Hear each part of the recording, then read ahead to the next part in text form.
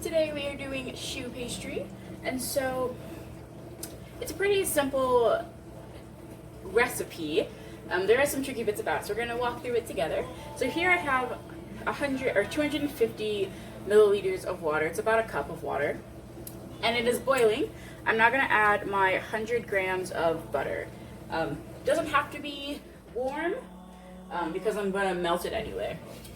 100 grams is literally just like minus a tablespoon of a stick of butter.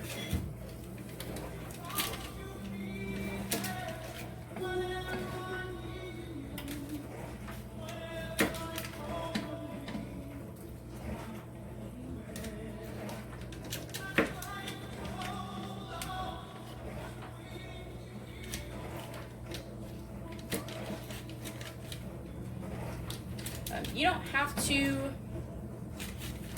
section it off like I'm doing, but it just makes it melt faster. So we're gonna let this come to a boil. And while we're waiting for that, this is kind of a time to prep your dry ingredients if you haven't already. But I would highly suggest prepping everything first because this recipe goes very, very quickly. So right here I have my dry mixture, which is 125 grams of flour, about 16 grams of sugar, a pinch of salt. I did about a gram of salt since we're going to have a pretty sweet filling, and that's it.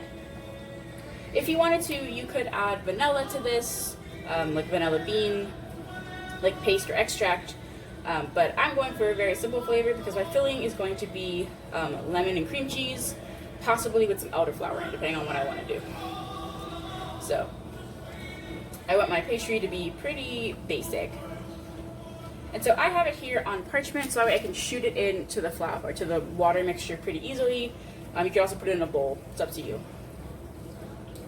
Alright, so this mixture is boiling, which means it's time to add my flour. So you want to add all of this in one fell swoop and then give it a good beat.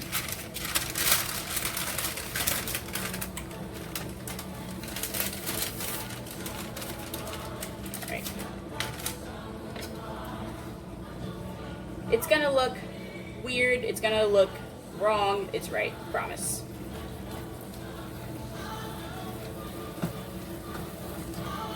Okay. I'm gonna turn down my heat.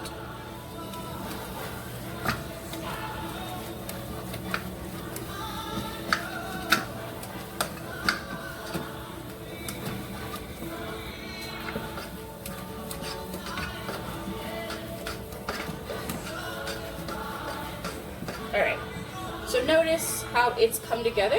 This is what it should look like. We're going to beat it for 1 more minute, just to make sure all the flour is cooked out.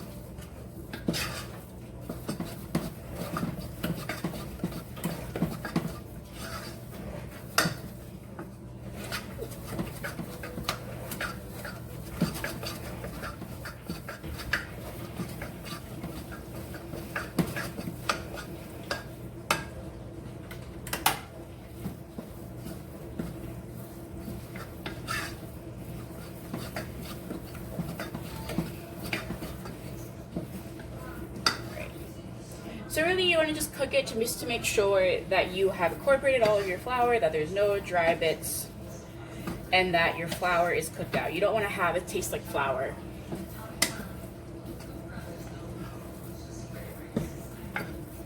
Alright, that looks good. It's come to basically a ball, is what we want it to be.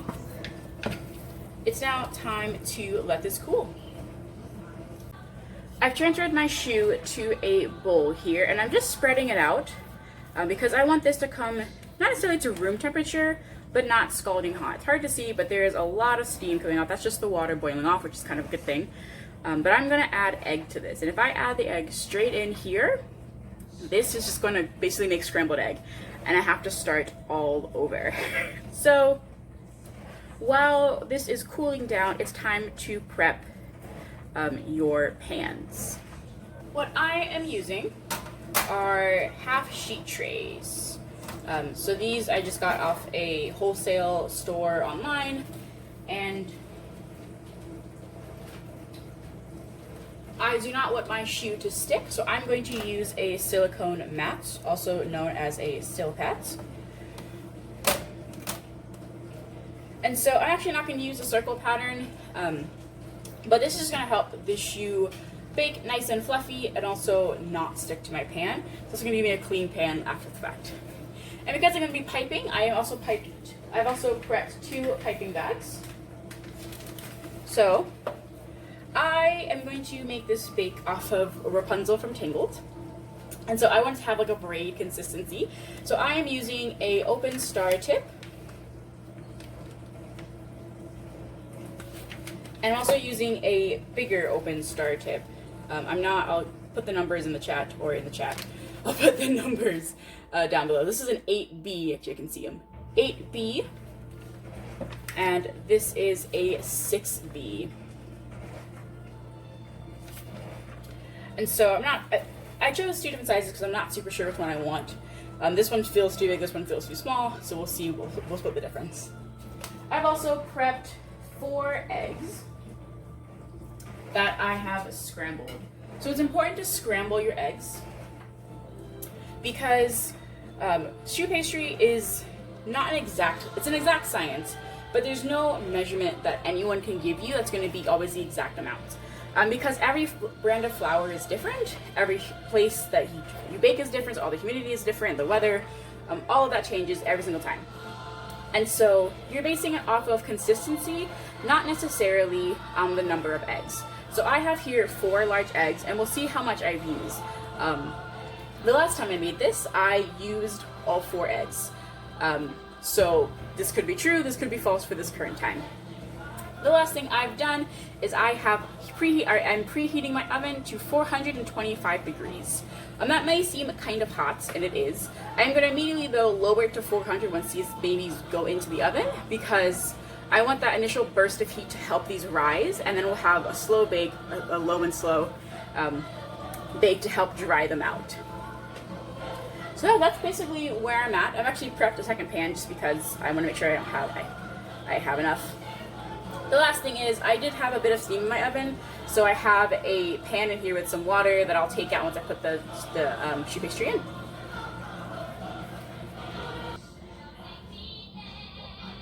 My mixture has cooled for about 7 minutes, in and out of the fridge.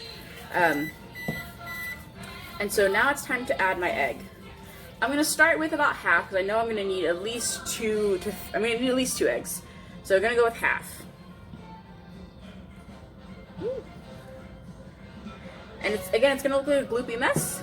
This is correct. You can make this with a machine. I just like to make it by hand, so that way I know the texture I'm looking for. It's also a bit of a workout.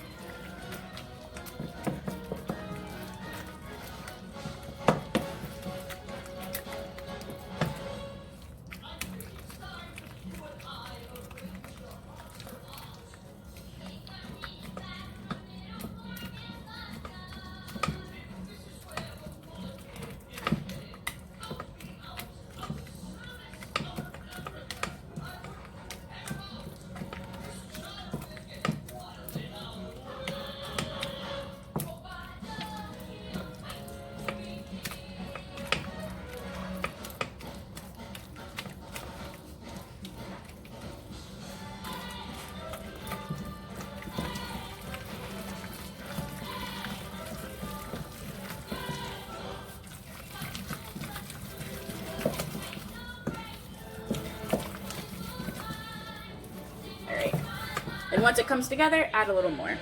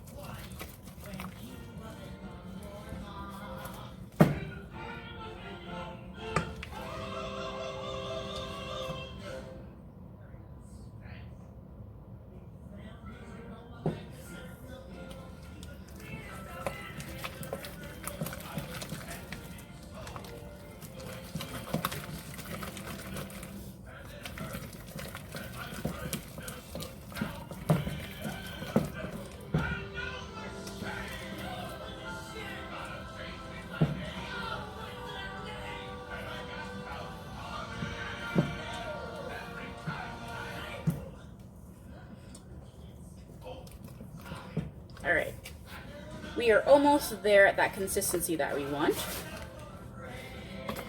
So this should be stiff but pipeable. So see how smooth it is? It's very stiff, very pipeable.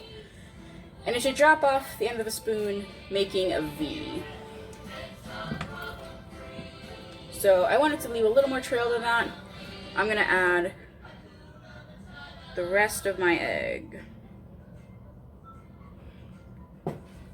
And then we're gonna hope that I didn't just overdo it. This recipe technically calls for 4 medium eggs. I've used 4 large eggs.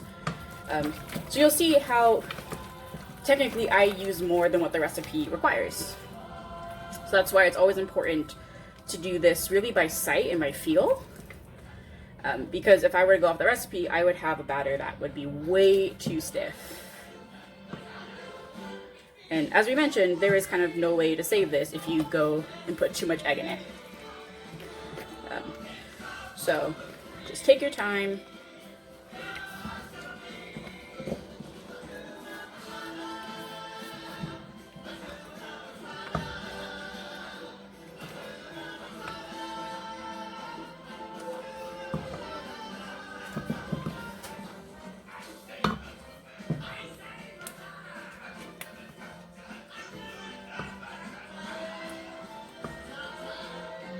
You know, I am feeling okay with this consistency. It might be a little thick,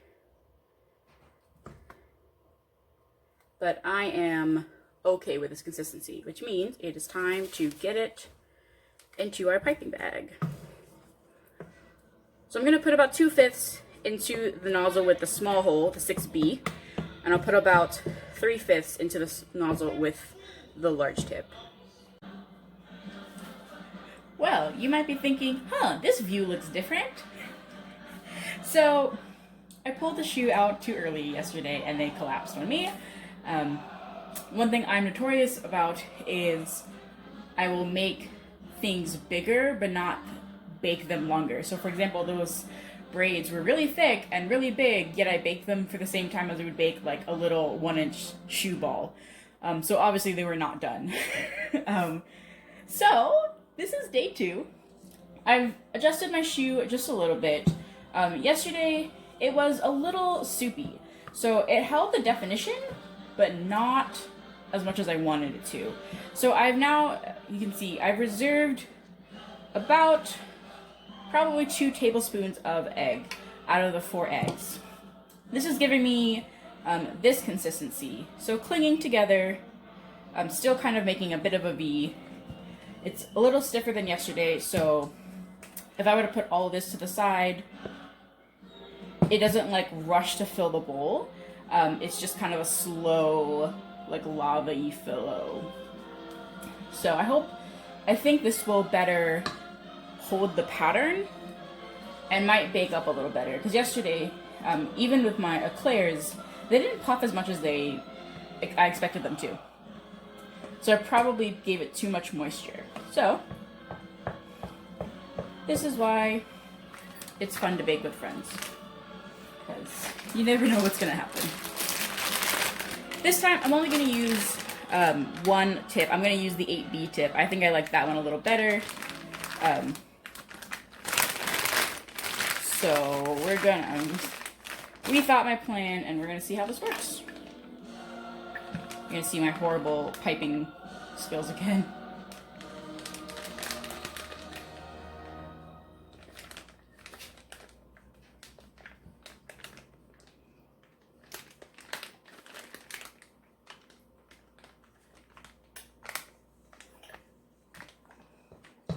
So I like this better in the fact that, as you can see, it's not really moving anywhere. Yesterday, or in the last video, yesterday for me, probably like, 30 seconds ago for you,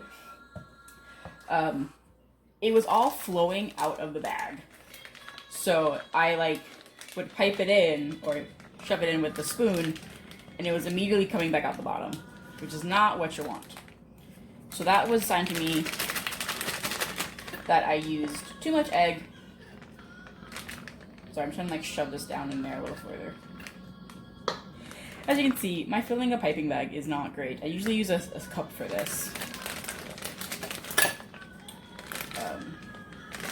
And you can see why I use a cup for this. You can see. This is like not disastrous, but just about disastrous.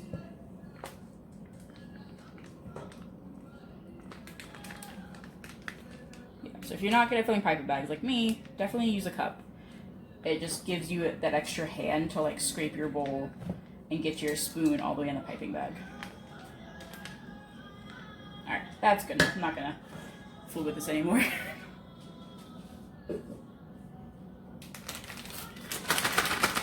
Alright.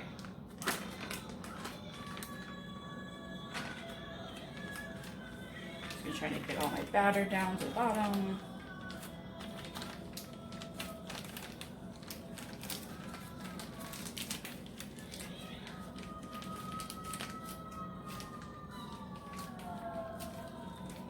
Okay, so you can see it's coming out, but not nearly at the rate it was coming out yesterday. So this feels a lot stiffer. I'm gonna go with this. So just gonna, again, do some braids. I'm gonna try to do 3 braids here and then 3 braids here. So I'm gonna try to make them even.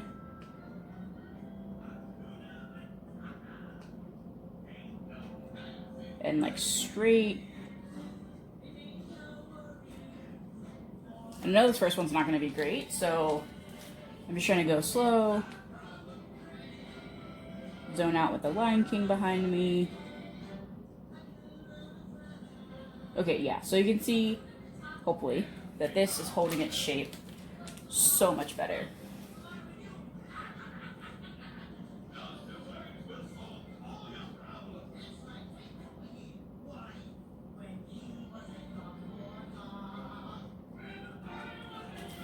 Perfect.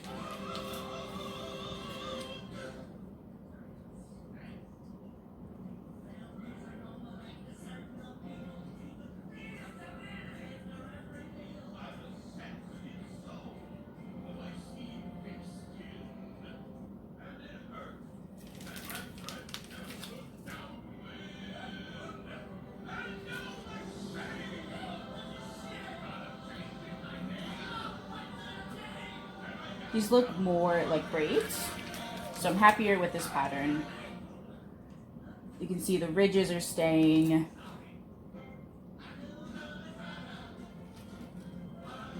Yeah, much happier with this batter.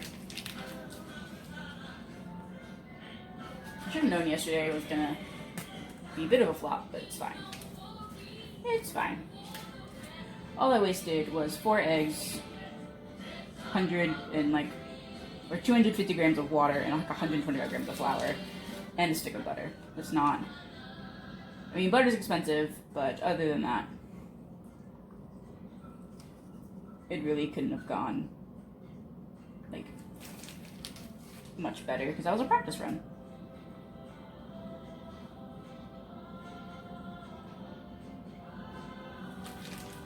Alright. Because these are so thick, I don't think I'm going to get a lot of braids out of these, which is fine with me. Alright. Now I'm going to just flip my tray around. Work smarter, not harder.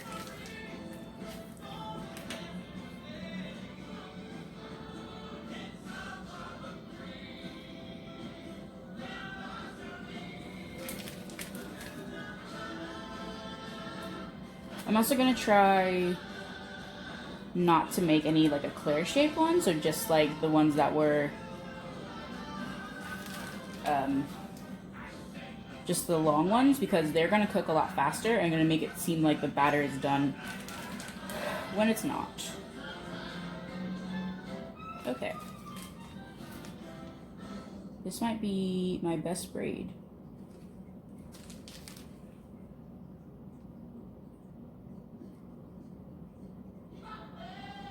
Alright. Nice.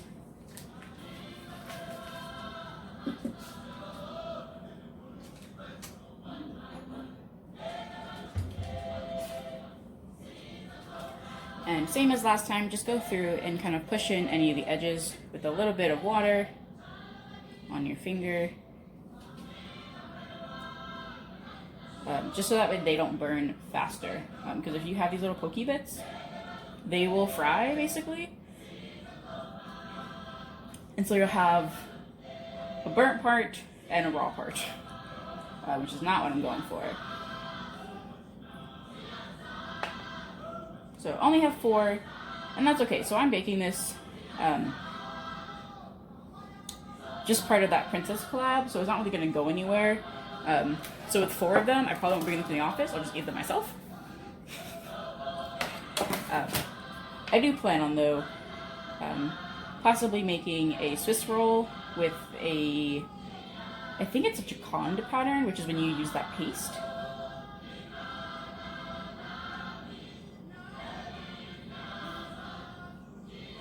Just looking for any super pokey bits. Trying to connect the braid pieces together a little bit.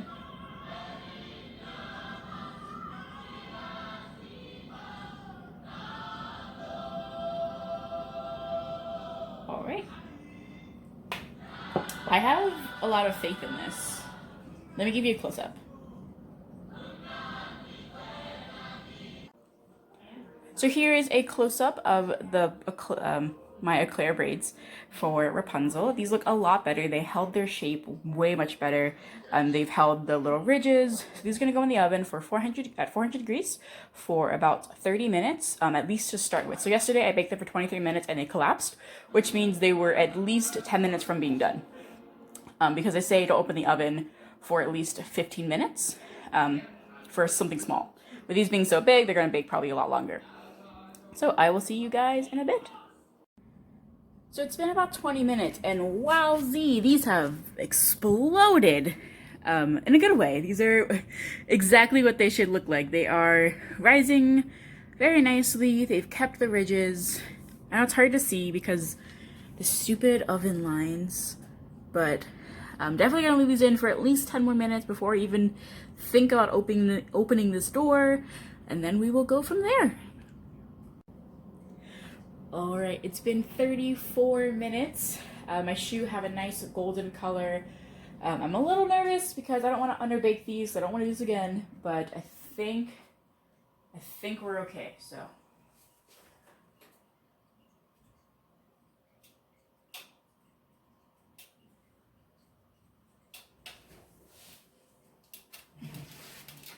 And usually you can tell things are baked by the smell, and I could definitely smell these. All right. Look at these beauties. So I'm going to flip them over, poke some holes, and pop them back in the oven so they can dry out. I did turn my oven off.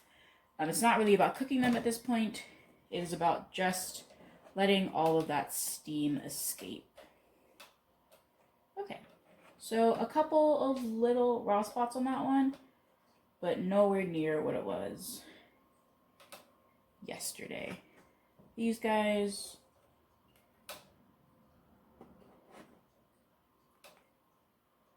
a little bit of deflating, but again, nowhere near what happened last time.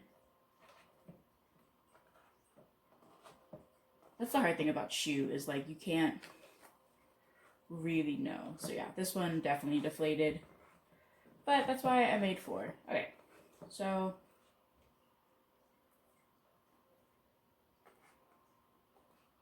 just poking a bunch of holes in these guys to really open them up.